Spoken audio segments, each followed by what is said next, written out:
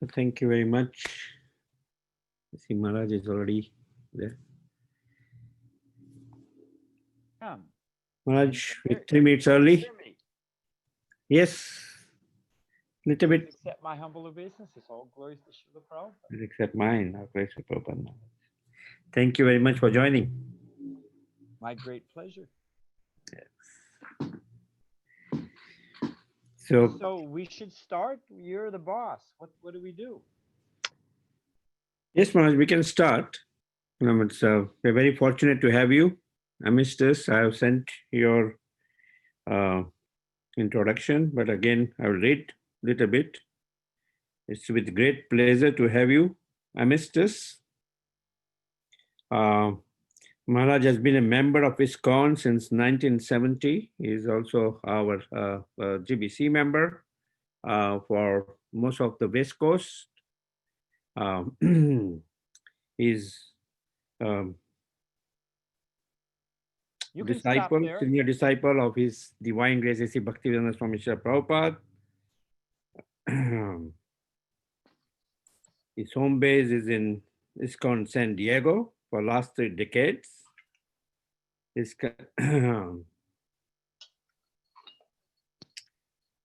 You know, Prabhu, I'm usually embarrassed by long introductions. I appreciate the gesture. Sufficient to say, I met Prabhupada in 1969. I moved into the temple in 1970. I took initiation by Krishna's grace in 1971. I have served as a temple president and a GBC since 1973. Thus, you can't see them, but thus the gray hairs. Each gray hair has a name on it. I can tell you who gave it to me. So, but I have, Prabhupada told me one time, I'll be quick, but I asked Prabhupada, what does it mean to be in charge on a morning walk? What does it mean to be one of your temple presidents? And I thought he would say, oh, you're one of my generals on the front line fighting Kali, something like that, right? No way. Prabhupada stopped, put his cane down, sized me up, and then said, it means if anything goes wrong, it's your fault. Which was very good advice, actually.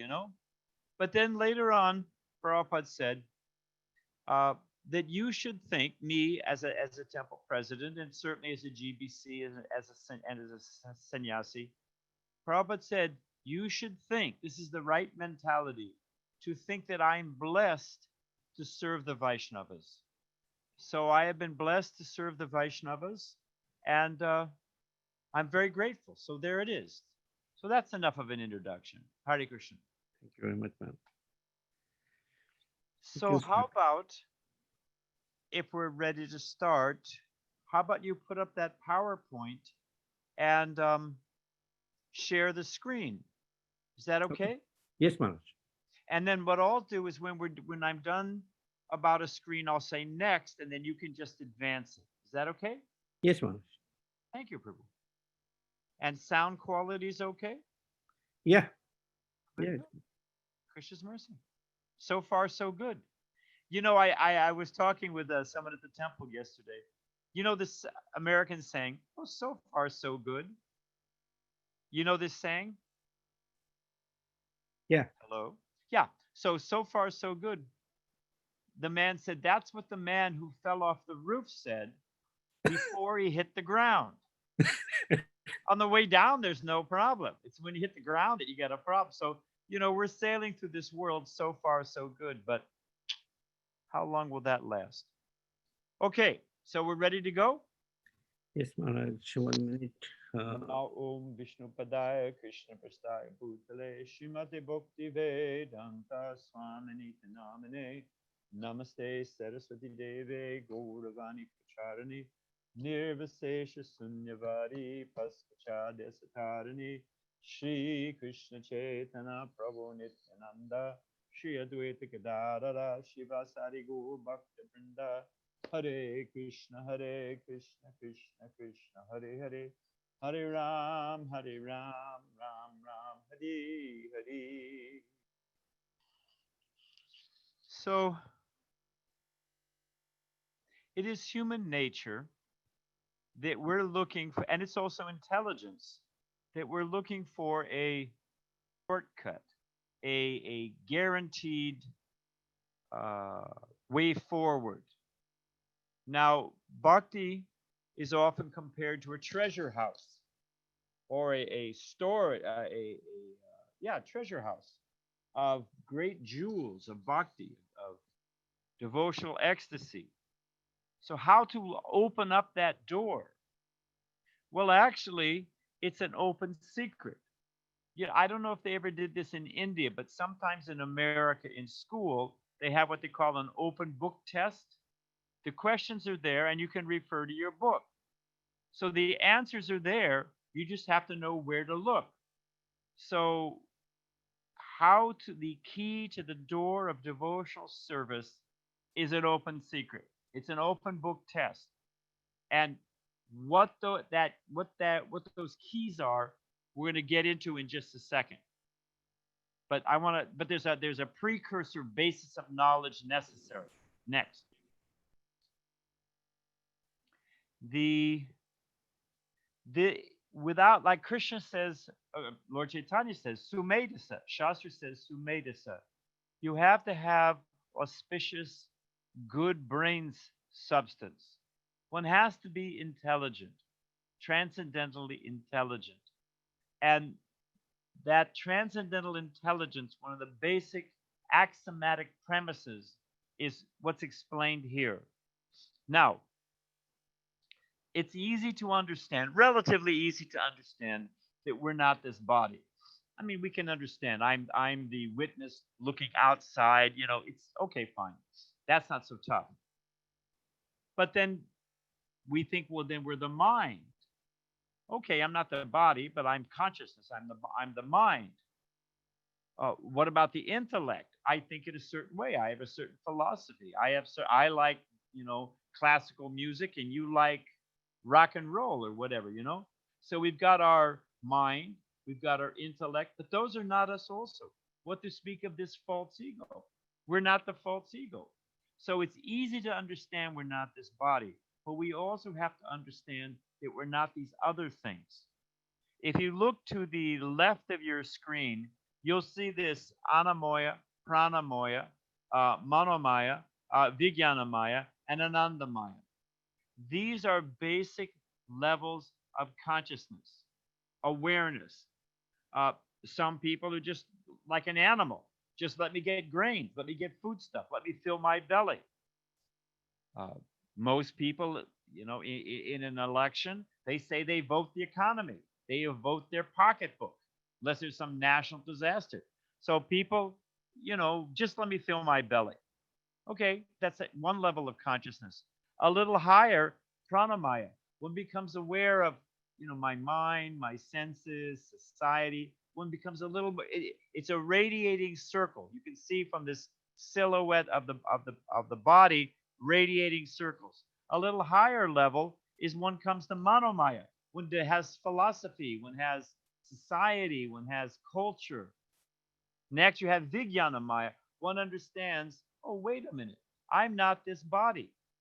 But that's not the end of the thing. Ultimately, you have Anandamaya. One understands I'm spirit soul, but I'm Nitai Swarup Krishna Das. I'm the eternal servant of Krishna. So one has to, without this understanding, I'm not the body, I'm not the mind, I'm not the intellect, I'm not the false ego. It's impossible to advance in spiritual life. You see to the right, there's a maze. When you're in there, you see our little rat friend there in the bottom corner. If you're in a maze, you can't see left, right. You don't know where you're going. It's blind stumbling. You have to get up above it, like our little rat friend. He's up above it, then he can see the path. So we have to get up above the bodily concept, the mental concept, intellectual concept, false ego concept. Otherwise, we will not understand spiritual truth, spiritual life. Now, how to understand it? That's where we're going to go here. So next, Krishna says right in the Bhagavad Gita, a person in divine consciousness, although engaged in seeing, hearing, touching, smelling, eating, moving about, sleeping, and breathing, always knows within himself that actually he does nothing at all. Next. Because while speaking, evacuating, receiving, and opening and closing his eyes, he always knows that only the material senses are engaged with their objects and he is aloof from them. The body is compared to what, my friends? It's compared to a city of 9 gates, and we're the resident inside that city. The 9 gates are the senses. So we have to have that we are separate from these things. We have to be able to see them working. We have to be able to, well, next slide. We need to be introspective sages, as described in Bhagavad Gita. We need to learn to be detached, we have to be able to watch our body, mind, intelligence, and false ego working. We have to step back and see how they're working. Oh, wait a minute. I'm being influenced by the mode of passion. I'm being influenced by the mode of ignorance. Oh, my senses, my tongue, my belly, whatever, they want this, but that's not me.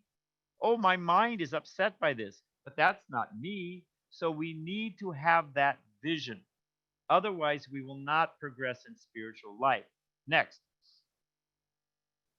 So how to do that? How to come to that level? This is from Lord Chaitanya Mahaprabhu's foundational instructions, his Sikshastikam. Those 8 verses that are the core of Chaitanya Mahaprabhu's instruction. Next. Now this verse, I think I have a slide about this, but Srila Bhaktisiddhanta Saraswati Thakur said, we should wear this verse like a garland around our necks. It is essential. This verse is the key that opens up the door to bhakti. You saw that first picture, the key opening the door. This verse from Chaitanya Mahaprabhu is the key that opens up the house of bhakti. We're going to break down each of these principles, but just here's the verse. One should chant the holy name of the Lord in a humble state of mind, thinking oneself lower than the straw in the street. One should be more tolerant than a tree, devoid of all sense of false prestige, and ready to offer all respects to others while expecting no respect for oneself. And what's the fruit of this? In such a state of mind, one can chant the holy name of the Lord constantly. Next. So let's take the first one. Lower than a straw in a street. Next. As I said here, we should wear this verse as a garland around our necks. Next. So it's most in the grass. It's most insignificant. It doesn't complain. It doesn't feel like it's not. And you cannot get lower. Practically speaking, you cannot get lower than grass. So to think like that, wait, who am I? Next. Prabhupada says in the purport, here that you see the verse there, the beginning of knowledge, therefore, is humility. When Krishna lists all the qualities of knowledge, the first quality listed is humility. And Prabhupada said that all the other qualities are rest upon, predicated by, there's a precursor, necessary mental state, and that is humility. I mean, what is our place in the universe really? We think we're so big and we're so important and our problems are a big issue. Next. Tamal Krishna Maharaj told me this story, that he had just become the temple commander in Los Angeles. This is, I think, 1967, maybe 68. At the time, the LA temple was the biggest temple in ISKCON. It had a grand total of about 35 devotees. And it was the biggest temple. We had practically no congregation. And Tamal Krishna Maharaj, he wasn't the GBC. He wasn't the temple president. He was the temple commander. But he was thinking, I'm a very big position here in ISKCON. So he went to Prabhupada and he said, Prabhupada, I'm afraid that I'm going to get puffed up. I'm going to become intoxicated by pride, by this big position. What to do? Prabhupada told him, you think like this. You think that Krishna expands from Mahavishnu, the Karnadakshayi Vishnu. And first off, from Mahavishnu, from his breath, I mean, how many times do we breathe? It's uncountable. He inhales, he exhales. Every exhalation, which is only a moment for him, unlimited universes are created, emanating from his body and from his breathing. Unlimited universes. And they're just coming and going with one breath of Mahavishnu. Then he expands and lies down in every universe. And from his navel, Brahma, so many planets come. So there's so many universes, and in those universes, there's so many planets. Now, on every planet, there's so many continents. Every continent, so many nations. Every nation, so many states. Every state, so many counties or provinces or districts. Every district, so many cities. Every city, so many streets. Every street, so many blocks. Every block, so many streets. Every street, so many buildings. Every building, so many rooms. And then Prabhupada said, and in one of those rooms is Tamal Krishna thinking, I'm very important. So we need to keep in perspective what is our actual position. And that this life is very short. And rather than chasing after what's insignificant, we have to fix our mind. Let me become Krishna conscious and get out of this place. So next. Prabhupada told the Guru Nanak story. I heard him tell it. There was a rich man. Now there's nice rich men and there's arrogant poor men. But this man happened to be an arrogant rich person. Very proud. Janmaisvarya Shruti Shri Bir. So there was a sadhu who came to town. And the sadhu was speaking at the temple, village temple, that evening.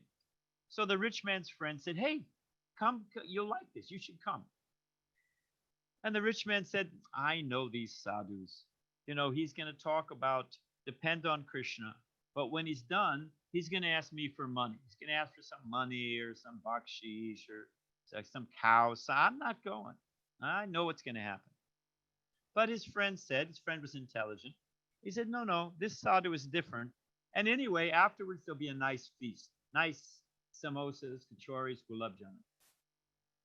So the rich man thought, all right, I can sit through anything for a good meal. So he came, sat behind a pillar, tried to avoid it. And the sadhu spoke nicely. Of course, he's a pure Vaishnava, nice Vaishnava sadhu. He spoke nicely. And Prabhupada says the face is the index of the mind. So the sadhu was perceptive. He could understand what this rich man was thinking. So after he finished the katha, he called the rich man over. The rich man thought, I knew it. I never should have come. Here it comes. He's asking me for something. And sure enough, the sadhu did ask for something. But what did he ask for? The sadhu said, I have this needle. I use this needle for sewing up my cloth. It becomes torn, worn out. So I use it for sewing up my cloth. But I'm losing it all the time. He said, I'm just wondering if you can keep this needle for me and you give it to me in my next life. You keep this needle and you give it to me in my next life. Now, how this rich man, remember, he was proud of all of his wealth. What is the value of a needle? Even in India, I don't think you can buy a single needle. You got to buy a packet. Single needle, so insignificant, you can't even buy it. You got to buy a pack of them. So the rich man was intelligent. He thought, wait a minute. This man is asking me to keep this needle and give it to him in his next life. I can't do that. Anybody here can do that? Take a needle to the next life? No way. You have to leave everything. So the rich man could understand, just see, I'm so proud of what I have, but I've got it for a flash, and I can't even take it to my next life. So he became a little humble and could understand. So we should remember, what is our position? What is our possessions? What is it? Therefore, that information should help us see ourselves lower than the straw in the street. Next. And what are the benefits of that humility? Why should, we'll get into that in a second. So Krishna describes in Bhagavad Gita, this is humility. Think about it. If we have these qualities, or to the degree that we have these qualities, how will we experience the world? Everybody wants to become happy. Okay, here's a key. If I become humble, Vaishnava vision, why do I want to go through the effort? Because this is the parayojana. This is the fruit that will come from it. Think about this for a minute. As I read these qualities, think how sweet looking out at the world with these qualities. simple, averse to fault finding, freedom from anger, renunciation, tranquility, freedom from covetousness, gentleness, modesty, forgiveness, freedom from envy, and from the passion for honor. These are just byproducts of Vaishnav humility. Such a wonderful thing. And this is how we'll become happy. Next. One of the qualities of humility is we can take good advice. Prabhupada says if you're intoxicated, if you give good advice to a fool, someone who's intoxicated, they just become angry. If you've ever tried to talk to a person who's intoxicated, and we have Narada Muni speaking to King Prachini Barishat, that, that's this pride, Janmaishvarya Shruti Shribir. We can't hear. Oh, I know everything. Who are you to instruct me? Yeah. So the ability to take good advice, just try to learn the truth by approaching a spiritual master. Why? Because they've seen the truth. We haven't. So why not just hear from them and follow? Next. And also, if one's humble, one's willing to change, one's willing to grow. If we think we know everything, well, I'm perfect. What does it say in the Gita? I'm perfect, happy, so much money I have and I'll increase. So if we think we're perfect, how are we going to be willing to change and grow? So humility has it's a precursor to advancement in spiritual life, and it brings great happiness in and of itself. Next. People say, well, that's low self-esteem. You let people walk all over you. You let people exploit you. Humility. Now, I'm not going to be a doormat for other people. So does humility mean low self-esteem? We can look at Raghunath Das Goswami. Such humility personified. Chaitanya Mahaprabhu would shed tears thinking about Raghunath Das's humility. And yet he was in the greatest ecstasy. He was a teacher. He had disciples. He discovered Radhakund. Chaitanya Mahaprabhu discovered it, but he arranged for the whole development of Radhakund. A poet, Kaviraj, author. So very strong personality, but simultaneously humble. Next. We have two Vaishnav heroes, Prabhupada said. Someone asked him about, being a Vaishnav means, you weak-willed and feeling low and, incapacitated by a sense of lowliness. No. Prabhupada says, two great epics, pillars of the Vedic pantheon. You have the Mahabharata and you have the Ramayana. And the Ramayana, the great hero, you have Hanuman. And we certainly know Hanuman was no, what do they call it, shrinking violet. He was strong, he was brave, he was bold, but he was also very humble. We have, of course, in Mahabharata, you have the Pandavas, and in the Pandavas, you have Arjuna. So being a Vaishnava and being humble doesn't mean that you're weak-willed and low self-esteem and feeling depressed. It doesn't mean that at all. But it means you have an honest understanding of our actual position. Next. We have the example of Srila Prabhupada and New Kuruksetra. How Prabhupada, I could give a whole class, maybe we'll do that sometime in the future, about Prabhupada's humility. So Prabhupada was humility personified. But for Krishna, he was just like a lion. We have New Vrindavan, we have, New Jagannath Puri, New Dwarka. It was such a fight in Juhu. Prabhupada said we can call Juhu New Kuruksetra. But he made a promise. He made a promise to Radha Rasa Bihari, and he was going to build them a temple, and he would not give up. He told the devotees, you can all go away. I will not leave. So, while being humility personified, devotees are brave, devotees are bold, devotees are fixed. They do not let people just walk all over Krishna's assets. Next. Prabhupada said the Vaishnav mood. There's a tape, you can hear it. Prabhupada speaking in Paris. It's sometime in the 70s, mid-70s. I don't know exactly when. But at the time, there was the students rioting in the streets. The communist government Communist Party had almost, they were afraid they were going to take the French government. It was a very politically, a lot of turmoil. And the whole present was, power to the people, classless society. That was the vibe. So Prabhupada was speaking at a big university, and Prabhupada said that there's 4 divisions in society. 4 varnas, 4 ashrams. So especially 4 varnas, the audience freaked, and they all start shouting, and we want classless society, and you're a tool of the bourgeoisie, and all this stuff. So you hear one man, and I talked to devotees. Indradumna Swami was there, and you hear one student, radical shouting, and I suppose you think you're first class. I suppose you think you're first class, shouting at Prabhupada. And Prabhupada's response was, and he said it so strongly and with such conviction that it just reverberated throughout the hall. Prabhupada said, no. Prabhupada said, I am 5th class. I'm a servant of the 4 other classes. And it was so powerful and so honest that it just stopped it. And the audience burst into applause. They appreciated that, So this is Vaishnava mood, that we're thinking we're a servant of the servant of the servant of the servant of the Lord who maintains the gopis. So that's Vaishnava humility. Next. And from the lowest comes the best. Straw. Who cares for straw? Even you stuff a mattress in it, it's scratchy. But via the medium of a cow, it becomes milk.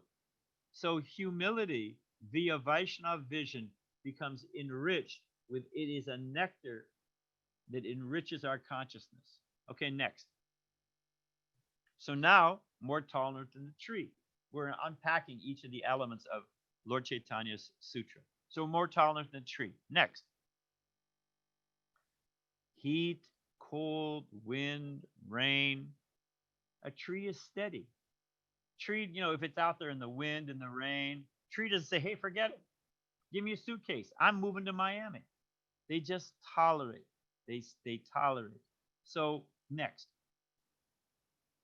Prabhupada said, I heard him say it, a measure of a person's strength is the ability to tolerate. It's not how much you can bench press. I don't know what this guy's lifting. This is the Olympics. And I mean, look at his face. I'm the greatest. What is he? He's a big gorilla. No question where he's going to be in his next life. But that's a measure how high I can jump, how fast I can run, how much I can lift, how many people I can control. But Prabhupada said, the measure of a person's strength is their ability to tolerate. Remember, we're talking about more tolerant than a tree. Next. Here's the qualities of a Brahman. Dhamma tapas shantir. Self-control, austerity, tolerance. Look at the face of this nice Vaishnava. Look at his face. Go back one, Madhupati Prabhu. Go back. One slide. Go back one slide. Oh, too hard. Okay, don't worry about it. I just wanted to see if you've gone forward. Go back. Can you go back? Oh, it's too difficult. Okay, look at this guy's face. He's not happy. He's full of passion. And how he's had to work so hard to get to this point, and it's going to be gone. A few more years, he's not going to be able to lift, a glass of water. So what is his happiness? Now, next, let's look at the face of this Vaishnava. Go forward one. Now, just thank you, Prabhu. See this nice Vaishnava. So we have a choice. How do we want to experience this world? There's a saying, you're just about as happy as you decide to be. It depends on our consciousness. We'll get into that in a second. So next. A tree doesn't discriminate who to give fruit to. It doesn't say, okay, you're going to get an apple, but for you, none for you. It doesn't pull its branches up so you can't reach them. So a devotee is merciful to everyone. A devotee tries to help everyone. That equal vision brings great peace and satisfaction. And a devotee becomes beloved because of it. Next. And it's a kind shelter. A tree doesn't discriminate. Shade for you, not for you. No. Doesn't pull up its branches. No. Everyone can take shelter. So this is a Vaishnava is merciful to everyone. And next. and tolerates offenses without complaints. You know, a tree is, people carve on it, people break off branches. I don't want to go too much, but dogs in their own way offer respects to trees. Tree never says, hey, hey, come on, you know? So tolerating offenses without complaining. It's not that we have to get revenge or, you know, get justice. Devotee doesn't think like that. Next. And when it gives up its life for the service to others. Instead of trying to serve our senses, we're not happy. They're bad masters, Prabhupada says. We try to serve our senses, even we try to serve others. Prabhupada gives the example of Gandhi, and he gives the example of John Kennedy, President Kennedy.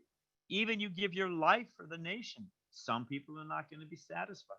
But as a tree gives its life for serving others. Next. So here's the next one. Ready to offer all respects to others while not expecting respect for oneself. Next. How does everything has to rest on transcendental vision? Krishna gives, I don't, what time is it? Krishna gives the example in Bhagavad Gita. Anyone on this call not want to become happy? Do we have any closet masochist amongst us? I mean, everybody wants to become happy. Every living entity.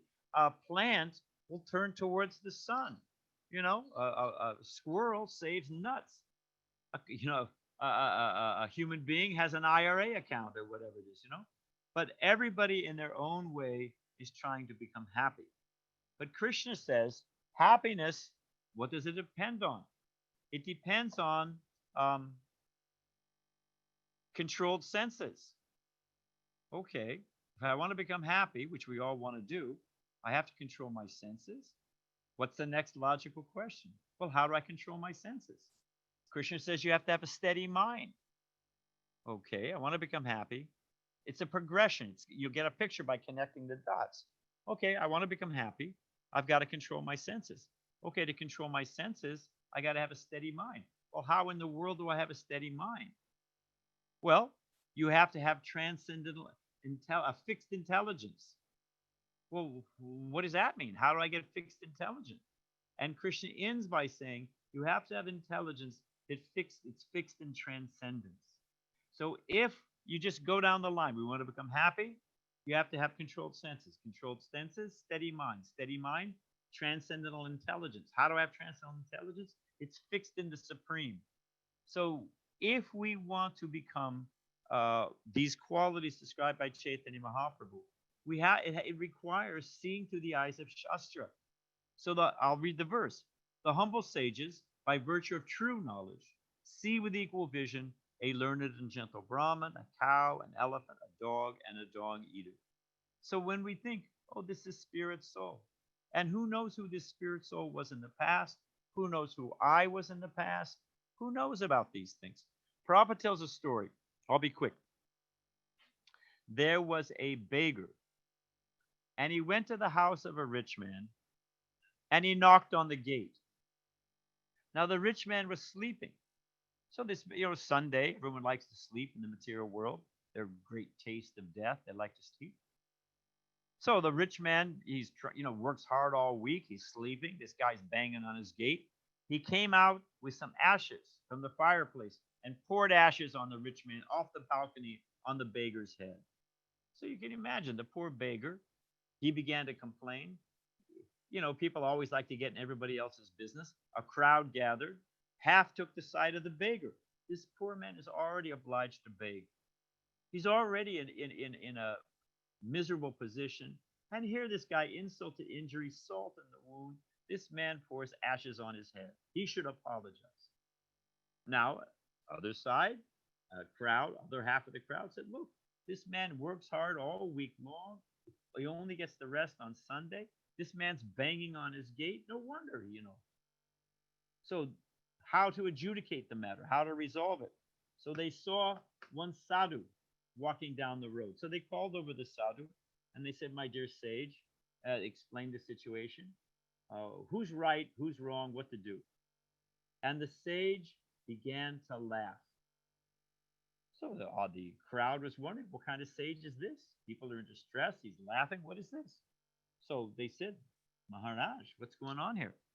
And the sage explained, this beggar in his previous life was the father of the rich man, but he made his money by cheating and exploiting others.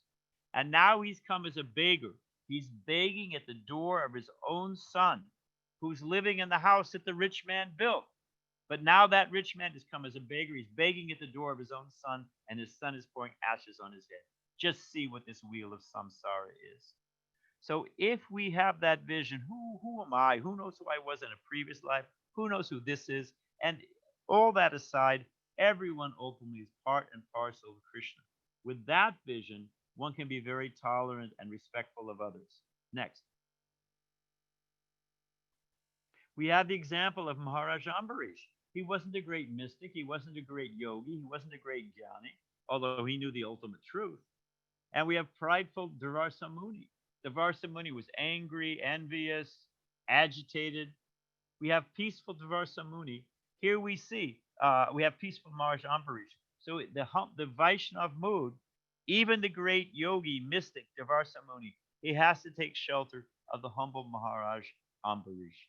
So that able to offer all respects to others without expecting respect for oneself, it rests on transcendental knowledge, and it makes one peaceful in any condition. Next, and one becomes very dear to Krishna when one has that mood. Next, I'm thinking of the time factor, but just short. There was like Keshava Kashmiri when he challenged Chaitanya Mahaprabhu. There was a Pandit, Narayan, and he was famous for defeating and as a debater and a scholar, traveled all over India, and anyone he defeated, he made them sign his book. He had a name of all the scholars. And so ultimately, he came to Vrindavan and he challenged Rupa and Sanatana Goswami, knowing them to be the jewels of scholarship.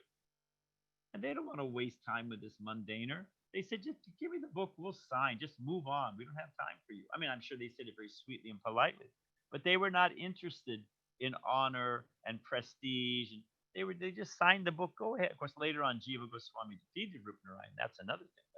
Okay, next. Because here's a very important thing. We're all, what do people really think of me? Do they really like me? People are upset with us. Well, they don't understand what my motive was. I actually intended well. You know, we've always got this turmoil stewing in our heart of people don't understand, or why doesn't he like me, or he doesn't understand how hard I'm trying. All these things churning on our heart of failed reciprocation from others. But there's a verse I always take shelter of. Bhava Grihi Janardana. It means that Krishna knows what's in our heart. He knows the mood of every living entity. So Krishna knows what I'm trying, how I'm actually sincere. He knows ultimately I'm his part and parcel, his eternal servant. So we have nothing to prove to others. I mean, we want to please the Vaishnavas, that's another thing. But we don't have to prove to others. Krishna sees our activities. He knows what's in our heart. And that's our ultimate, not getting justice, not getting revenge, not being praised by others. But our security, our shelter, our solace is knowing Krishna's in my heart. He knows. And if I please Krishna, samsiddhi haritoshanam. If I please Krishna, then everyone's satisfied. Next. Mundane pride, it's a great burden. If you see this guy on the left, he's, just wants to suck up all that, praise me, worship me, love me, honor me. But trying to maintain that false platform, you see this guy lugging, it's a heavy burden. And we carry this burden of false ego and pride. It's like sand in the sweet rice. It messes up our life. This is from the Oxford Dictionary, a definition of pride. And we can see this in all of us, to different degrees. So pride, it's arrogant or disdainful conduct, haughtiness, conceit, condescending, excessively high opinion of ourselves. So we just want to give this, just like that man would be so relieved if he put down that heavy burden. Next. Also, pride often leads to offenses. We want to be right. We want to stand on top of others. We want to be, I'm in charge here and I'm right. You're wrong. But we see what happened to Lord Indra. How by pride, he committed grievous offenses. And we find that throughout Shastra, that pride creates many offenses. So next. So if one develops these qualities, lower than the straw in the street, more tolerant than the tree, ready to offer all respects to others, not expecting any respect for ourselves. Okay, so suppose I live like that. What's the result? Chaitanya Mahaprabhu says, in such a state of mind, one can chant the holy name of the Lord constantly. Well, why does that matter? Okay, so I can chant the holy name of the Lord constantly. What's that to me? Next. Happiness is based on conditions or based on consciousness. That's if you don't walk away with anything else, of course you're devotee, so you know this. But everyone is trying to adjust conditions. Hotter, colder, richer, poorer. Married to this person, dump that person, marry somebody else. I want this position, that position. We're always trying to adjust conditions. And therefore, our consciousness is all scrambled up, like this picture on the left. We're always chasing after the time, late for an important date. We're always in anxiety. The grass is always greener on the other side of the fence. So it's a very feverish, passionate state.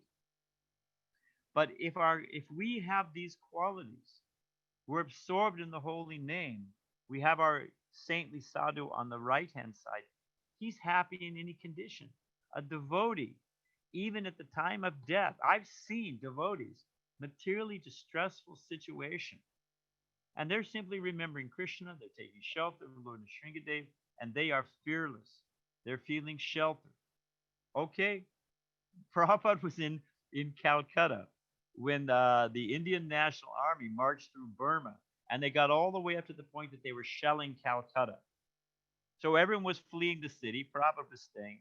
Prabhupada said he was making some khichdi. He made some khichdi and puris, and the bombing started.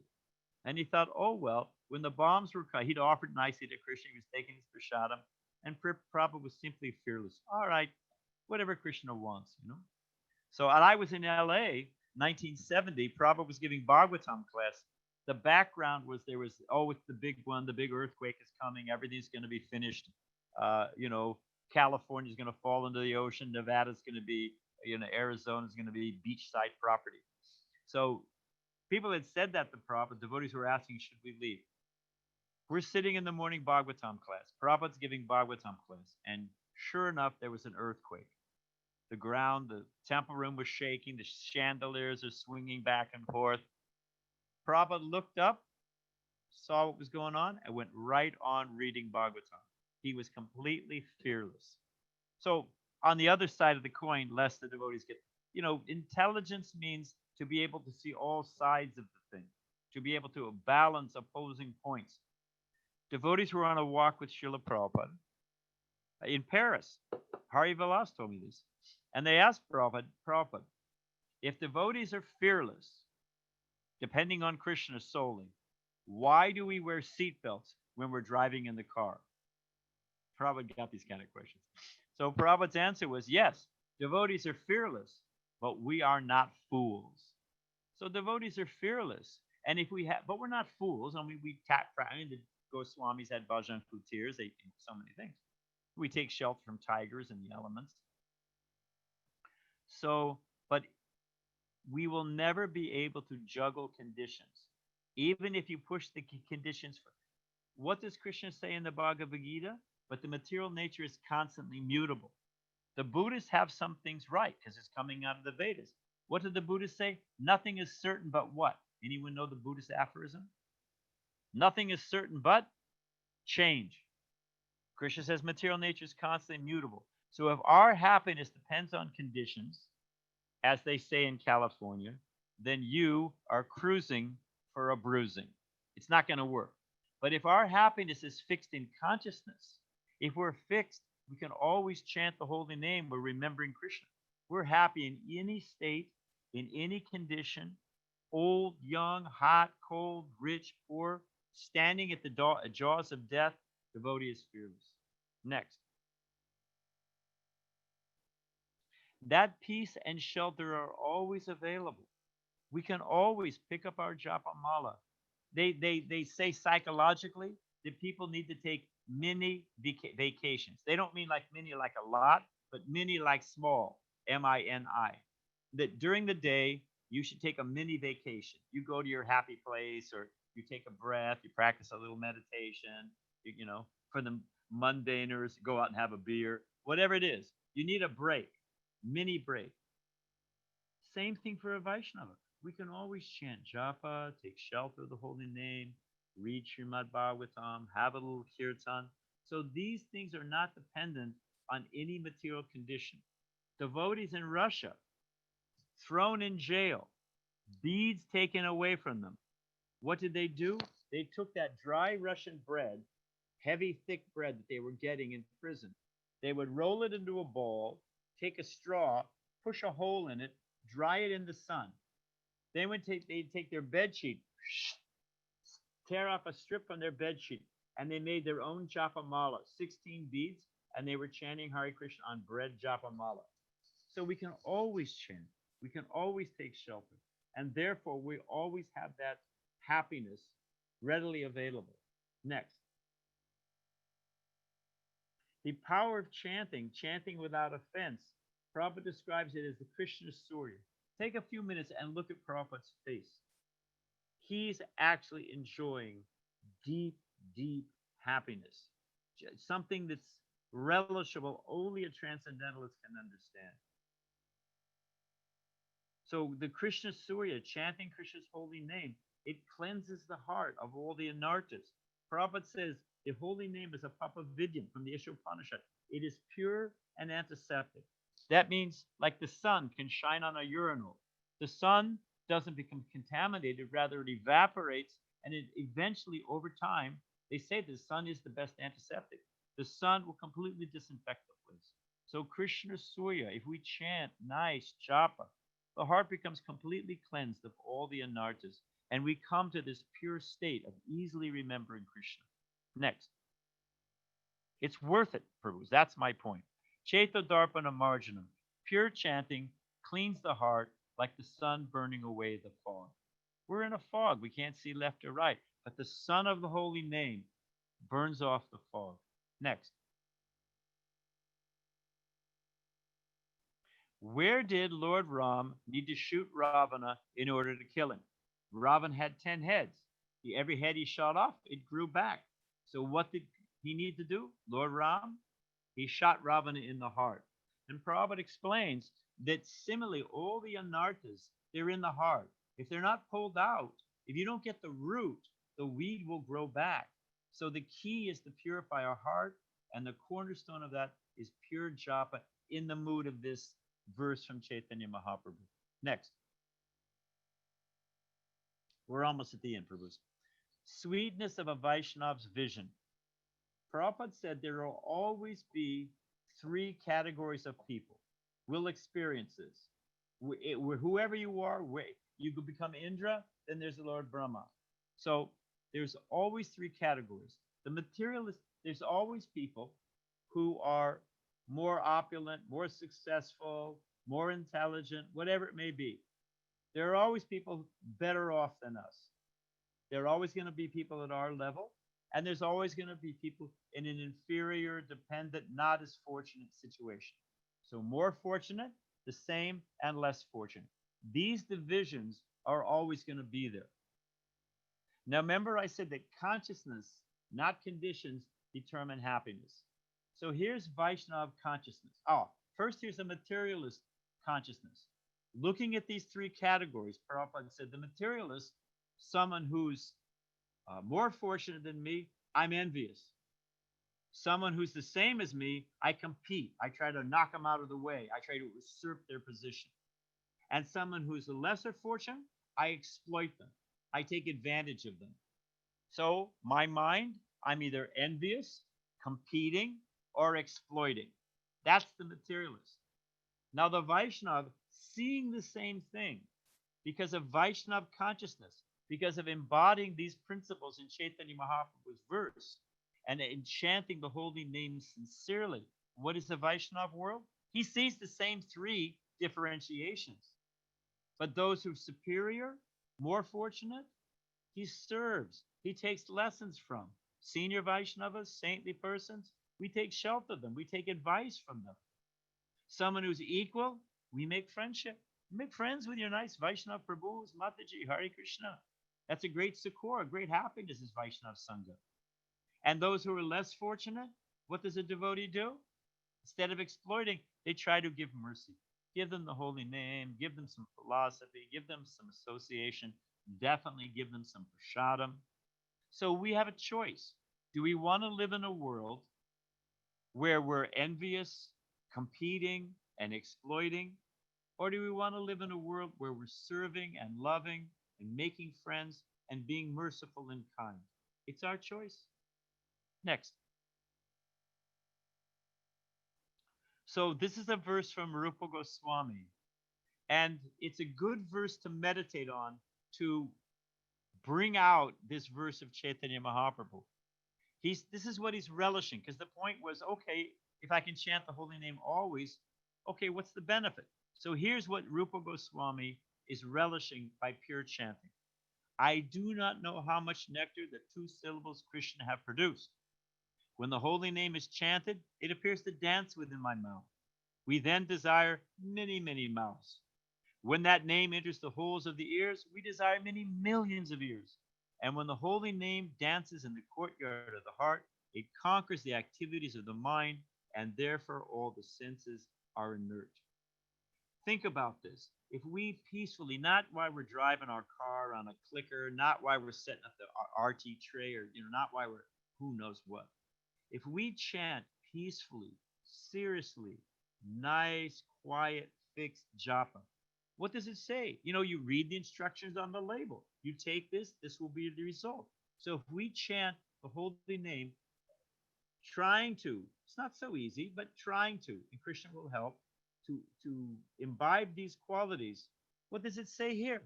Here's the result. It conquers the activities of the mind, and therefore all the senses become inert. So to have a peaceful mind and the senses aren't agitating, that's one of the byproducts of pure chanting of the holy name. And that's what we're all looking for anyway, that peace and happiness. Next. Imagine, here it is. Imagine the deep thought and peace when the mind is conquered and the senses are inert. Look at Prabhupada again, same thing, how he's relishing just thinking about Krishna and the devotees and Mahaprabhu and how to spread the Krishna movement. So many things. I was in Prabhupada's room one time. He was peeling a tangerine. In India, they say an orange. Here we say tangerine. He was just peeling it, and he was breaking off the pieces to distribute, to give to the devotees in the room. And he looked at it, and he said, how can they say there's no God? It comes so nicely packaged. So just peeling a tangerine, Prabhupada's relishing Krishna's intelligence, Krishna's mercy. We will die being buried in packaging, plastic packaging. And Krishna packages a nice tangerine. It's organic, it's biodegradable. You can even put it in halva, you grate it up. It's a nice, you can make it into a sweet. So it's so individual servings. This is Krishna's intelligence. And otherwise, we have the example. We know. I always like this picture. The senses are the example is, the example. So I'm not going to spend your time. But just imagine, you see in the front here, this chariot is just about to go over a cliff. So when the mind is agitated, not conquered, and the senses are running wild, we're just completely agitated, always anxiety, and actually at great risk. So we have a choice. Again, we have a choice. Next. So only a few more verses. Ripened fruit of offenseless chanting. Next. What does a pure devotee see in his heart? This is for all of us. Okay, what do we see? Next. This is all, again, from, you'll see it. This is from Ishwar Puri, Lord Chaitanya's spiritual master. Those fortunate souls dwelling in the forest of the Himalayas may have their hearts overflowing with joy for absorption in the super soul. They're fixed there in Shantaras, meditating on the super soul. I mean, that's a pretty elevated state. But what is a devotee experiencing by pure chanting? Next. But as far as I'm concerned, I only desire to see within my heart. That'll- Hare Krishna. Somebody's got to mute. Hima Jagannath. You need to mute. Oh, Hima Jagannath. Okay, thank you. Hare Krishna. So, on one hand, you've got Shanta Ras fixed on the super soul. That's a wonderful thing. But just see to the nth power beyond that. Here it says, but as far as I'm concerned, I only desire to see within my heart the frolics of a cowherd boy, whose complexion is more brilliant than a blue sapphire, who embodies the love of the gopis, and who sports in Vrindavan with nary a care. Prabhupada said, we will see that we'll be able to realize, to see, to experience within the heart the pastimes of Krishna. So even now, we can just chant peacefully, meditate on Krishna. So that is the great gift. Next. So Prabhupada was on a radio show. Again, what is the value of this consciousness? To come to this state by following Chaitanya Mahaprabhu's instructions, go through all these efforts to come to these qualities. What will be the result? Okay, it's good for you, but what about the rest of the world?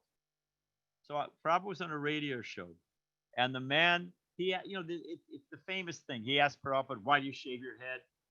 Prabhupada asked the man, hey, it was a lady, why do you shave your legs? She said, well, the death rate's so high in India. Why don't you go back to India? You can't help us here. Prabhupada's death rate's the same everywhere, 100%. So it went back and forth like this. Prabhupada just giving, it's like boxing, Prabhupada just giving these great answers. So she finally became so exasperated. She said, well, what would happen if the whole world became Krishna conscious? They're thinking everything will slam to a stop and everyone will simply be, eating a little rice and ringing bells. How will it go on? So she said, what would happen if the whole world became Krishna conscious? And Prabhupada said, I can say this, you cannot. Prabhupada said, don't worry, there'll always be fools like you who won't. So, if that's another story. And Prabhupada went on to explain it. But what would actually happen if the whole world became Krishna conscious? So this is a photo of the LA Ratha Yatra. And let's just go through it. Thousands of people participating. Next. Prabhupada gives the example. You can test from 1 grain of rice. You can understand the pot. So these are photos, just a few of the photos taken off the Rath as the Rath cart went by of the crowd. So look at these kids. They've all got Gitas. They've got some prasadam. They're really happy.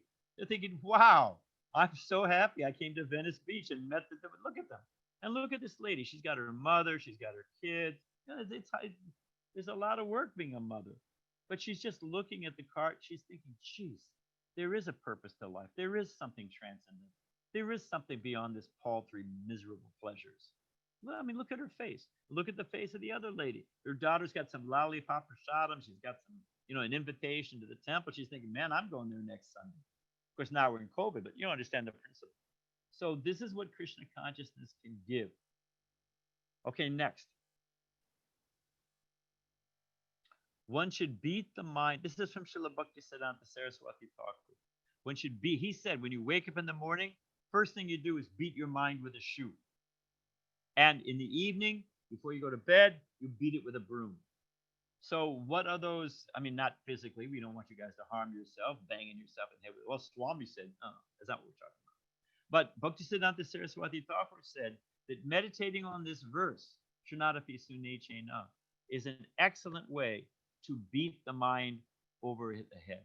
So we should in the morning, in the evening, before we begin our japa, we should recite this verse, and its purport will unfold as we meditate on it. Okay, next. We need to take these instructions seriously. I was saying in the beginning, it's an open book test, but we've got to take it. Prabhupada said you can lick the outside of a jar of honey, but what will you taste? You just lick the glass. You have to open it up. So we have to take it seriously. Next. I get this question all the time. Devotees who are traveling, sannyasis, we get, oh, Maharaj, I'm tired in my spiritual. Oh, I'm not advancing. I don't, I've been chanting. I'm not getting any taste. I still fight with the devotees. And yeah. We get this all. It's human nature. I'm not deprecating. Suppose you go to a doctor, medical doctor, and you say, Doc, I'm tired. I'm weak. I've got this gnawing pain in my stomach. The doctor asks, well, have you been eating? Oh, no, I haven't. Well, no wonder. If you're not eating, you're going to be tired. You're going to be weak. You're going to have a pain in the stomach. So I tell you, I ask devotees, well, how do you chant your japa? You know, do you read a little bit every day? Try, Prabhupada said we should try to read an hour a day minimum. But if you don't have, do we read a little bit? There's a devotee at San Diego Temple. He works. He can't come to Bhagavatam class. No problem. But he plays it online. He downloads it. And every morning as he drives to work, he listens to Bhagavatam class. So where there's a will, there's a way. And if we need, Prabhupada chanted 64 rounds.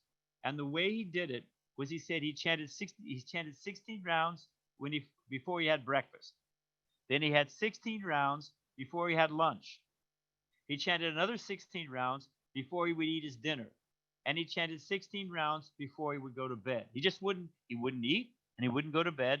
And he broke it up like that. Prabhupada said this way he chanted. He was a householder. He had 4 kids. And, so many things. But he chanted 64 rounds a day. So we need to chant nice rounds. We need to read regularly. It's an open book. And if we wonder what Prabhupada said, devotee means happy.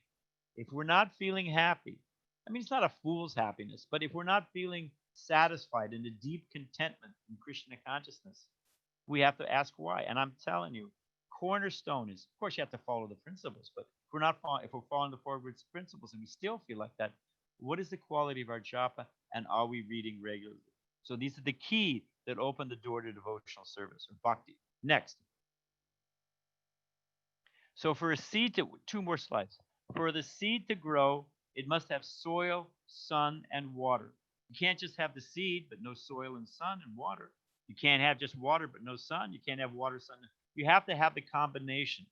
So cultivating the qualities listed by Chaitanya Mahaprabhu in this verse, they are prerequisites for pure chanting for becoming Krishna conscious. They are requisite for success, just as sun, water, soil, seed, you have to have the seed, but you have to have everything else. We can have the seed of initiation. We can have the bija of the holy name. But if we don't have these support elements, we will not succeed. Next. So just to recap, lower than a straw in the street. Next. More tolerant than a tree. Next. Ready to offer all respects to others while expecting no respect for oneself. Next. In such a state of mind, one can chant the holy name of the Lord constantly. Next. So let us all take shelter of Lord Chaitanya's sublime instruction. In this sutra, like Janmadasa Yataha, all the Vedic literature is packed within that sutra. So in this sutras, the Shikshastikam, and the key is the beginning, this Trinadapi Sunechena. All of our philosophy and all the necessary steps are packed in this sutra. Next. So that's the end. All glories to Srila Prabhupada. All glories to Sri Chaitanya Mahaprabhu. All glories to ISKCON New Jersey and the saintly Vaishnavas. So we could take a few questions, maybe 15 minutes, if anyone has any questions. You could end the sharing screen and we can see everybody's bright face, Madhupati. Hey, Madhupati, by the way, I know it's not easy. Thank you very much. You did a great job. I should also mention that, there's the ISKCON gossip line. So, but sometimes it's also good. I've heard many nice things about the New Jersey congregation, that you guys are energetic and intelligent, that serve the Vaishnavas nicely, and you have a very good leader. So thank you for giving me your association. Someday I hope to visit at the end of COVID. We are looking forward. I have my duty. One of the duties of the GBC is to make sure that standards are maintained. So I'll come there and make sure that you're offering nice prasadam to the deities. Just make sure you're up to standing. Okay, any questions? The Hi, way this. Prabhuji. Oh, we have a question. Yeah, not a question, but also like I have Oh, we one don't want a second query. class. Hang on No, a no, second. We don't want a second class. We don't want a lot of praise or. Let's no, have no. some It's not questions. a praise. It's a question and a query. We I want want to questions. ask. Yeah, I want to know like as we become older and we uh, know the truth, we know that there is a God and we have to give up everything and go to the God one. But what about the young kids and children who are growing, but they are growing with pride and materialistic things? Uh, as I know, you dedicated yourself at the age of 18. Um, how can we make sure that the kids and the young children You get know, that path? I'll tell you something. The thing is that there's no magic. And Prabhupada says you can get all good instructions on the ground. But in the ultimate issue, the pilot has to fly the flight. So the we can't control what our children do or other people's children do. That said, you get as much as you can into them when they're young. Oh, before I forget, the first thing is, people say sometimes, don't do as I say, don't do as I do as I say. You ever heard that? Don't do as I do as I say. Well, if it's such good advice, why don't you follow it yourself? So kids learn by watching. They'll see what you do.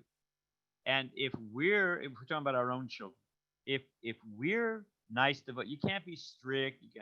Look at Prabhupada's father, how kind Prabhupada's father was. So we can't be strict and demanding, and you know, that's not the mood, especially with children, especially when they're teenagers. Chanakya Pandit says, up into a certain age, I forget what it is, you like 4 or 5, you coddle the child. You know, from a certain age, certainly to up to teenage life, you have to be strict. You have to be strict with them, and then at a certain point, you have to make friends with them. So you treat differently according to the age. But when they're young, I'm talking from the day they take birth, you want to engage them in offering arti and going to temples and you'll go on a family road trip and go visit of course, now it's COVID, everything's screwed up, but when this is, vaccine is there and we can move on. um, Take them to visit different temples. Take them to India. When you go to India, go to Tirupati, go to ISKCON, whatever. Visit the temples. Inspire. So the thing is, you want read Bhagavatam with them. Don't make them chant 16 rounds. I mean, if they want to, fantastic. But at least one round a day. Every kid can chant a round a day. A little kid, get them a small set of japa that's only got 16 beads. Let them chant, at 5 years old, they can chant 16 rounds of japa. I mean, 16 beads, one time. So you get them in the habit, you show by example, you give them a taste, and you make it fun. You put as much as you can in there when they're young. Quite often, and I tell you, as far as possible, if you can educate them without putting them in the karmi schools, peer pressure is profound. And when they're in a karmi school, they become socialized by their classmates. And the parents and your immediate family, they're just a distant voice in the background. And we're putting those kids under great pressure because kids, everybody wants to fit in. Everyone wants to make friends. Nobody wants to be the person standing out and weird, you know? They're not all like Prahlad. So they need help. And when we put them in when we put them surrounded by a materialistic environment, I mean, how much time do we spend with them? They're of course, when school starts up. So if you can, but you figure that, 80% of their time is spent with materialists. Now, how are you going to counter that? So if you can educate them at home, and don't worry, when I first became a devotee, if your kid, because you may want your kids, I mean, it's perfectly reasonable. You want them to get a college degree so they can get a good job, so they can support their family and peacefully serve Krishna. That's a reasonable calculation. Um, So you want, well, I get into a good college. Previously homeschooled, they didn't want to take you. But over time, and we owe a lot to the Christians, but um, kids who are homeschooled, good colleges, they like them. You have to do well on your tests, your entrance exams, and your essay and all that stuff. You have to be smart. You have to know the stuff. But they would rather take you if you've been homeschooled because you become a self-learner, self-starter. They learn. They like it. It's a plus, not a negative. So anyway, we've got to protect the kids. We've got to set a good example and put as much as you can in there when they're young. I raised two kids, and I remember when they were teenagers, I remember thinking, what happened? They went to Gurukula. So, I mean, they switched kids in the hospital, and, when they were what happened? Are these my kids? But when they came to the other side of that Bermuda Triangle of teenage life, later on, when they had kids of their own, especially, they remembered all the values, all the experiences, the taste of devotional service. They remembered all that. So whatever you put in when they're young, it comes back. Don't worry. They go through the Bermuda Triangle, of teenage life, and they come out the other side, and they remember your example, and they remember the taste they had. So, and beyond that, what can we do? Just pray to Krishna, and things happen. So there's the best I can do on that. Thank you so much, Prabhuji. Yeah, really, it strengthens my belief, and it makes me continue what I am doing, and rest is up to Krishna. Thank you so much. Thank you. Next, have another question? Don't be shy. There must be someone with a question. Actually, everybody's got questions, but they're too shy to ask, is my experience. So we need some brave souls. Once you get a few people asking questions, then everybody, oh, I got a question. So. I will take an opportunity to All right. I'll ask myself. Maharaj, Tinalopi Sunichanatarapi Saisuna. So that's our ultimate goal, that we want to come to that particular platform. How do we progressively come to that? It's both the goal and the means. As I was trying to describe here, if you unpack it, it's the means also. Just like now we're engaged in deity worship. Now we're engaged in making garlands. Now we're engaged in going out and glorifying the Lord. Now we're engaged, whatever it is. We're going to be doing the same basic things in the spiritual world. It will be in a spiritual body. We'll have, Prabhupada said, in the spiritual world, if you're busy, Prabhupada said the rice will tell you when it's done, and the garlands will string themselves. So, I mean, and what do we have from Brahma Samhita? Every word is a song, every step is a dance, So, but we will be doing the same things. We will be serving Krishna with our senses, Rishikesha. We'll be doing the same thing. So, in the same way, we just start. What is the difference, Prabhupada said, as long as it stays connected to the tree? What's the difference between a green mango and a ripe mango? Prabhupada said it's simply a matter of time. It stays connected to the tree. The green mango will become a ripe mango. So we meditate on these verses. We start off chanting. Who knows? Our mind's all over the place. Prabhupada said, it took so many years to perfect his chanting. Even Prabhupada said that. But we start. What we're doing now, that's why it's simple and sublime. The Hare Krishna mantra is the Maha Mantra. There's so many other mantras, so many other yoga processes, so many different, but actually everything is packed within the Hare Krishna mantra. So I'll give you one last example. Prabhupada was in Brooklyn, the temple on Henry Street. I forget the year, say 75, 76. Now, there was a little garden in back of the temple. And Prabhupada's window, it was summertime, so Prabhupada's window was open. There was no screen on the window. And people were chit-chatting all the time, the place was full of 400 devotees, had come to see Prabhupada. So it was Prabhupada early in the morning. He was doing his translating work, and it was very serious stuff. And he didn't want to be distracted by devotees chit-chatting in the backyard or arguing over who's going to cook the palaver for breakfast, whatever. So they had a guard system. You stayed in the garden, you took a shift, and you kept anyone from going back in that small guarding and disturbing Prabhupada. I had the shift from 2 o'clock to 5 o'clock. That was my shift, a.m. in the morning. So I'm there 2 o'clock in the morning, 2:15, the light goes on in Prabhupada's room. And when the light's on inside and it's dark outside, you can't see outside, but you can easily see inside. So I saw Prabhupada sit down 2 o'clock in the morning. And Pradumna, his Sanskrit secretary, had put the verses, he'd done the translating work. Prabhupada looked at it. He probably would check the Sanskrit, make sure he was satisfied with it. He'd do the translation. Then he'd give his purport.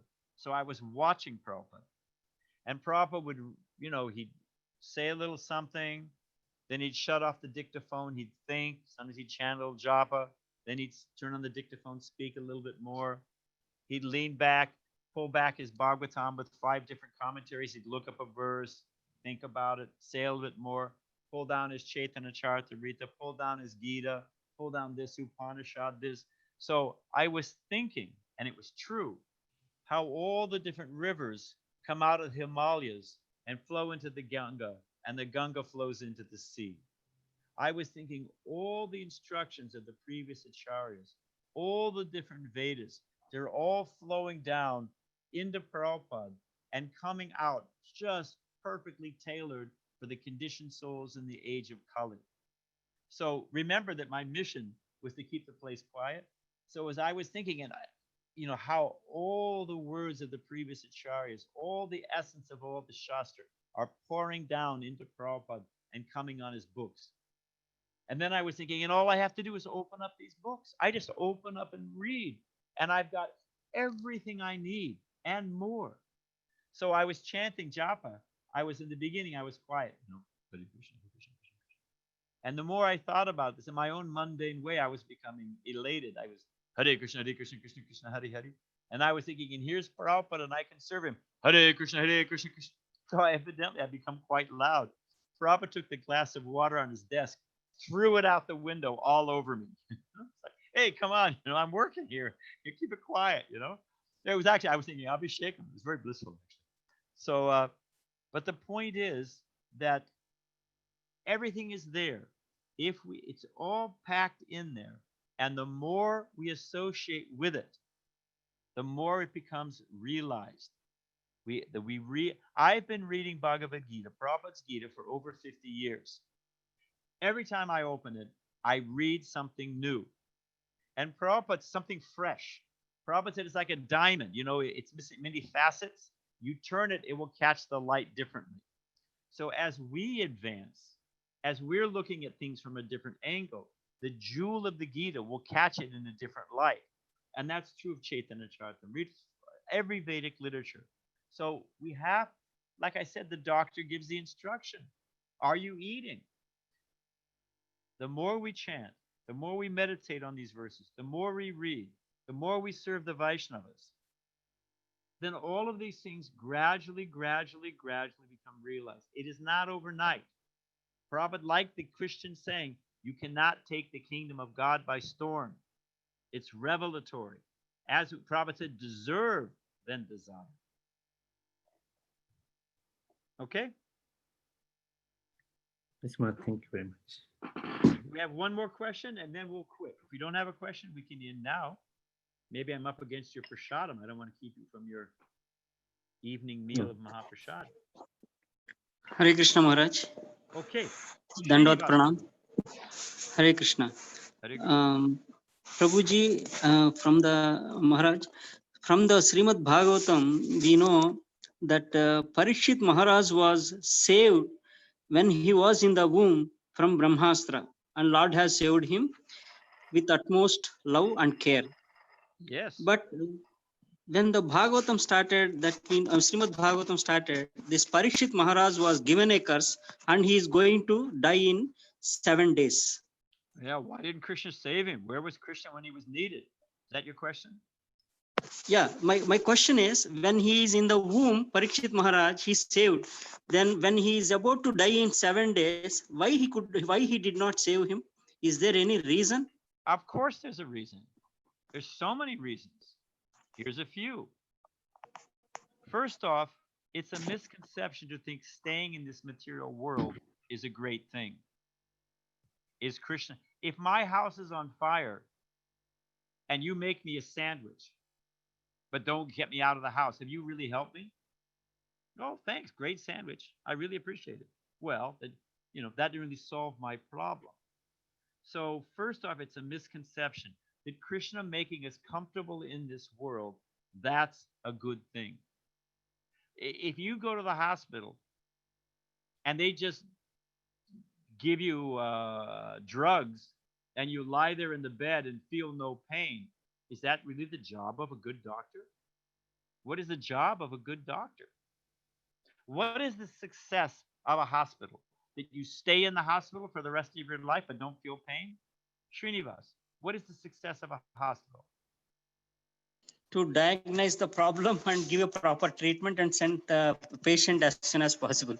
That's, you hit the bottom line. To get out of the hospital. That's the perfection. So Krishna's mercy is not to make us comfortable in this world, but to get out of this world. That's actually Krishna's mercy. So we're thinking, oh, why doesn't Krishna solve my material problem? Because that's not going to help you. The real thing is that Krishna is the expert physician, and he's getting us out of this wheel of samsara, of repeated birth, and a futile cycle of birth and death. So it's not, oh, God is good to me now because he helped me win the lottery. That's not Krishna's mercy. So that's one thing. Now another thing is,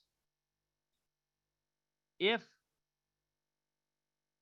Parikshit Maharaj had not been cursed to die, we would not have the Srimad Bhagavatam to read. Because of Parikshit being put in that, Arjuna, if he wasn't in the middle of the battlefield of Kuruksetra and bewildered, how would we have Bhagavad Gita? So Krishna, Prabhupada says, you teach the daughter-in-law by teaching the daughter. So Krishna often, I mean, look at Kunti and Draupadi. Look at the Pandavas. Look at Prahlad Maharaj. I mean, where do you want me to start? Krishna often puts his devotees, great devotees, in extremely difficult conditions. Why? Because we learn from them. The devotee in that difficult condition is fearless and surrendered to Krishna. And his ecstasy and love for Krishna is increasing. Parikshit Maharaj is thinking, oh, thank you, Krishna. How else would I ever gotten out of my, I mean, he was in a very entangling position. A beautiful wife, opulent kingdom, no adversaries. He would have stayed in the cocoon of that life for who knows how long. So Krishna intervened. Krishna pulled him out. So he was not in anxiety. He was very happy and grateful that now I can give up all those duties and I can inquire from these sages. And also, Krishna accomplishes many things with one stroke. Like when he left the battlefield with Jarasandha. He went to save Rukmini. So he humiliated Jarasandha. He, killed the Kalyavan king. He saved King Muchukunda. He delivered Rukmini. So with one thing, Krishna accomplished many, many, many things. So by Parikshit Maharaj, he delivered Parikshit Maharaj. He gave us the Srimad Bhagavatam, which we're all studying, which where would we be without the Srimad Bhagavatam? And in that Bhagavatam, and by Parikshit Maharaj's own example, we know what to do in difficulty. Difficulty will come. That is the nature. This world is Martya Loka. Do you know that you can Google it, 372 people on average per year in America die making toast? Die making toast. I guess they stick the fork in there to try to get it out. Do you know how many that you've got? Something like 75 people per year die in the bathtub. Here's my favorite. You've got over 150 people every year die just getting out of bed. You've got people who, over 1,000 people worldwide die from a volcano. You've got on average 67 people in America alone die getting struck by lightning. I think it's 50,000 die getting hit in a car by car accident. So my simple point is that this is a dangerous world. And our business is to get out. And therefore, Krishna teaches by his devotees, setting that example. When we're in a difficult example, do we duck and run for cover? Or do we take shelter of Krishna? Do we remember these great? Think about how many times you've been in a difficult situation and you've meditated on a great devotee. The Christians say, what would Jesus do? And on one hand, it's a nice example. So we think, well, what would Srila Prabhupada do? What would my spiritual master do? What would the great acharyas do? What would Prahlad Maharaj do? And we get strength, we get shelter, we get solace by that. So one should not ask, why didn't Krishna protect Parikshit Maharaj? We should understand he was protecting Parikshit Maharaj, and we should be grateful that it happened, because of it, we got Srimad Bhagavatam. Okay? So I think, thank you. Thank you, Maharaj. That's a good question, by the way. So I think we should end. Thank you very much for your kind association, and I look forward to seeing you sometime in the future. All glories to Srila Prabhupada. Thank you, Prabhus. And I wish you all good fortune building your temple. Just remember, Prabhupada fought. Prabhupada had to fight for Juhu. He had to fight for Mayapur. He had to fight for Vrindavan. So that it's not easy doesn't mean that Krishna doesn't love you and isn't helping you and that you won't be successful. But Krishna likes a good fight. And that fight, that effort, it brings out our surrender. It brings out Bhav. So there it is. So I wish you all good fortune and all success. All right, Prabhus. All glories to Prabhupada. Hare Krishna. Thank you very much, Thank you, Maharaj. Krishna Maharaj. Thank you. Thank Maharaj with loud Haribo. Haribo. Haribo. Haribo. Haribo. Haribo. Okay, thank you very much to everybody Krishna. for joining. We'll have some announcements. Let's see.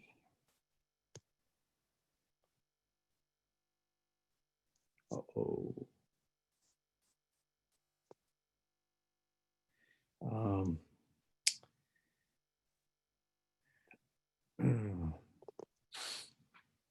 Okay. So, few announcements coming week. There's Ekadasi. Krishna, when is Ekadasi? Thursday is Pavitropana Ekadasi. Thursday is Ekadasi, minimally fasting from grains and beans and increasing our Krishna consciousness. Yeah, We'll 30th. also be having Kirtan, Ekadasi Kirtan in the temple from 7 to 9 p.m. Then coming Sunday, the Julan Yatra starts on Same July day. 30. Yeah. And Thursday. from 30, 31st, 1st, 2nd, every day in the evening, from 6 to 7 p.m., we will have Julan of Shri Radha Shyam Sundar. So please join. If you can come in a restricted way, you can come, take darshan and swing the Lord by wearing your protective mask, gloves, if you can, or sanitize your hands when you come in, and maintain social distancing. August 1st, it's a Saturday. So on Saturday evening, we'll be having a class by His Grace Amarendra Prabhu. Be talking about, just few weeks back, he gave a class. So this will be part 2 of that continuation of that class. So please join August 1st and August 2nd in the morning. We have His Grace Gauranga Darshan Prabhu giving class on the pastimes of Lord Balaram. So please join. We go through a lot of these efforts contacting various speakers from different parts of the world to enliven us by the wonderful association. Like today, We got His Holiness Badrinarayan Maharaj. No, it's such a senior disciple of Srila Prabhupada, and for him to come and be with us virtually, it's a great opportunity for us to hear from them. So my humble request is, please take this wonderful opportunity, everybody, to hear from these saintly souls. And the best way to do that is like, when they join, before they join, we should join. So that's my humble request to all of you, that now if the class is at 7, make sure you join at 6:45. Not many times we see that at 7 o'clock there's like 10, 15 people, and then slowly people join. And the speaker is right there. Like Badrinarayan Maharaj today was there at 6:45. He was right there, sharp, taking part in the kirtan. So please join before the class, so that we have full attention during the class. Yeah, so that's the humble request. On August 2nd, in the evening, we are also going to have, because this is the weekend when our deities, Sri Radha Shamsundar, got installed in 2015. So it's also part of that celebration, apart from Purnima. So in the evening, we will have Surya Vahan procession, evening in a sense, mid-afternoon, it's like 4 or 5 o'clock, Surya Vahan procession, where in the Surya Vahan will take Sri Radha Shamsundar around our property.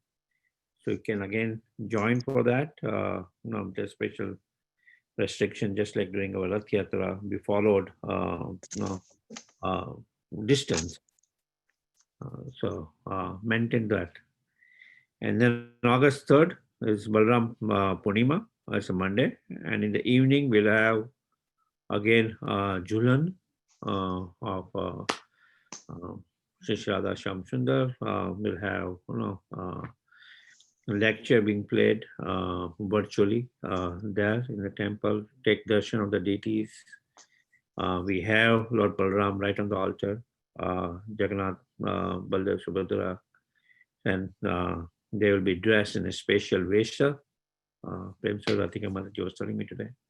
So, please join and take darshan, and we'll take out prasadam for all who come. That's the sequence of events for next weekend. Then for Janmashtami is on 11th of August. We'll be celebrating it till midnight. In the pandemic time, with still having a lot of festivities of Abhishek, Kirtan, Midnight Aarti, Katha, diorama set up in the temple room, and still going into the temple room. We are allowed right now 50 people in the temple room, maintaining social distancing, and people going out in the courtyard, taking prasadam, then coming in. And we'll still have, try to have the best way possible in the Janmashtami celebration. So please join. It's a very important day.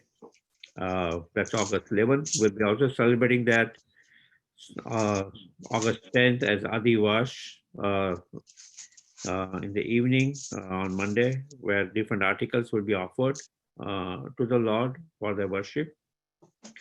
And August 9th, also we will have some pre-celebration before Janmashtami.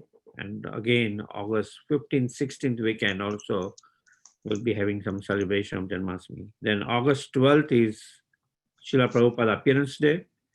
We'll be celebrating it at noon with a lot of offerings to Srila Prabhupada,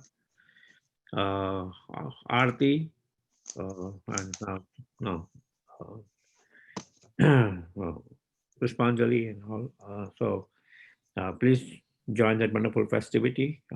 Without Srila Prabhupada's mercy, we would not have been engaged in Krishna consciousness in this part of the world.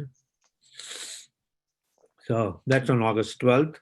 And in the evening, that whole week, we will line up with wonderful speakers to talk about memories of Srila Prabhupada. Okay, so that's the celebration itself. For Janmashtami, we also have this Kalash Abhishek package where you can do Kalash Abhishek. Right here, we have this wonderful machine which has all Srila Prabhupada's lectures and kirtan, right, packaged in one wonderful invention. Vaisheshika Prabhu mentioned that that's the best kind of thing which I can have. So please take this wonderful opportunity to sponsor a Kalash. You will get this as a gift. Plus, with 1,001, we can also do the midnight Aarti in front of the Lord. It will also help the temple in this pandemic times. If anybody would like to, no, there'll be various services to be done. So if you like to be engaged in some services, please contact Krishna Prabhu and he can engage you in one of the services for Janmashtami, for Prabhupada Appearance Day, or for any festivals. Any other announcement, Krishna Prabhu? That's it, Prabhu. That's it. Oh, yeah, Rajagopal Prabhu sent, there was this Gita Parayan Bhagavad Gita competition results. Okay. In the first place, there are two groups, the kids group and the adults group. The winners of the kids group, the first place is Shraddha, second place is Navneet Krishna, and third place is Sanjana. So let's thank them with a loud Haribol. Haribol, Haribol. Haribol. And in the adults group, the first place was Bhavani Mataji, second place was Arjunya Gopi Mataji, and the third place was Nita Mataji. So again, let's thank them with a loud Haribol. Haribol. Haribol, Haribol. Also, Charu Mataji, Chakori Mataji is there, Hare Krishna Prabhu is there. They can unmute themselves and give us some heads up on this Krishna dress competition and all. Hare Krishna Prabhuji, Dhanatmal Krishna Prabhupada. Yeah. Yes, we'll have a Krishna dress competition which is virtual. That will be on the 8th, evening 5 to 6. We are working on the exact model of how we can do this. Especially it will be online. You can stay at your home and dress up your children in any forms of any, like, Krishna or Balram or Ram, Sita, Lakshman, any of them. And you have to present it, like everyone will get a slot of the time between 5 to 6 or 5 to 7. And in that slot, we'll give you the names and the time slot. You have to come in and present yourself on the Zoom video. That is for Krishna dress competition. For the registration and everything, I'm working on some like technical perspective of it. So once that is done, most probably by tomorrow or day after, we will share that in this group and in the ICNJ groups, WhatsApp groups. So you'll get that information. That is Krishna dress competition, right? And the second one is Rangoli competition. The logistics on the Rangoli competition, and the third thing is Rangoli competition, and there are three things: art competition, Krishna art competition. So those two, actually, all these three, the logistics are being worked out. We will certainly inform you with the details of how you will present it and what we expect from you on the details. So within the coming couple of days, so you'll get those details. Please be prepared, and this is the opportunity to serve ICNJ and to show your talent. Hare Krishna. Thank you very much. Hare Krishna. Okay. Anything else? Anybody?